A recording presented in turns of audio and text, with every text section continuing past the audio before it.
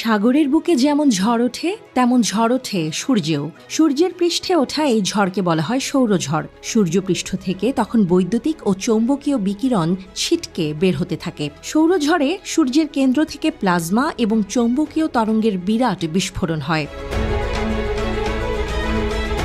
নাসার spaceweather.com অনুসারে ২৭ মে sunspot থেকে তৈরি হওয়া সবশেষ ঝড়টি ছিল সাম্প্রতিক বছরগুলোতে সবচেয়ে তীব্র সৌরঝড়ের মধ্যে একটি। এর আগের সৌরঝড়টির প্রভাবে ২ দশকের মধ্যে সবচেয়ে তীব্র অরোরা সৃষ্টি হয়।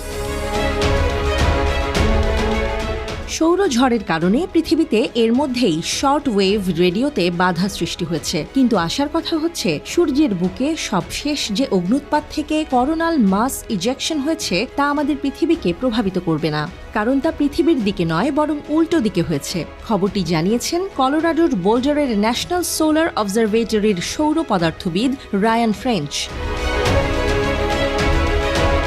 তবে নাসার পূর্বাভাস আশার বাণী শোনালেও অনিশ্চয়তার কথা বলছে NOAA। সংস্থাটি পৃথিবীতে সৌরঝড়ের একটি উল্লেখযোগ্য প্রভাবের আশঙ্কা করেছে। সৌর বিকিরণের এই তীব্র বিস্ফোরণ পৃথিবীর যেখানে প্রভাব ফেলবে সেখানে দেখা দেবে গভীর শর্টওয়েভ রেডিও ব্ল্যাকআউট। এর আগেও এমনটি হয়েছে।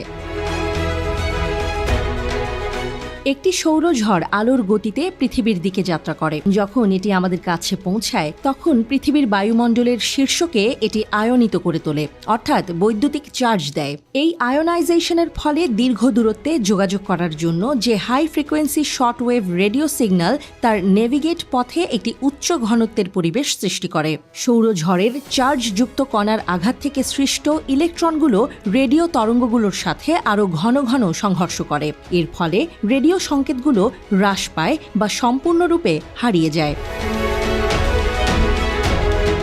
সবশেষ সানস্পট নিয়ে বৈজ্ঞানিকদের মধ্যে এখনও উদ্বেগ রয়েছে, কারণ সেটি আগামী ৬ জুনের দিকে আবার পৃথিবীর দিকে মুখ ফেরাতে চলেছে। সেই সময়ে অগ্ন্যুৎপাতগুলো আরও কিছু ভূচৌম্বকীয় ঝড় তৈরি করতে পারে। আসন্ন ঝড়টি উত্তর মেরু ও এর নিকটস্থ অঞ্চলের স্কাই ওয়াচারদের দর্শনীয় অরোরা দেখার সুযোগ দিতে পারে, কিন্তু যোগাযোগ এবং নেভিগেশন সিস্টেমের অপারেটরদেরকে সম্ভাব্য বিঘ্নের জন্য প্রস্তুত থাকতে হবে।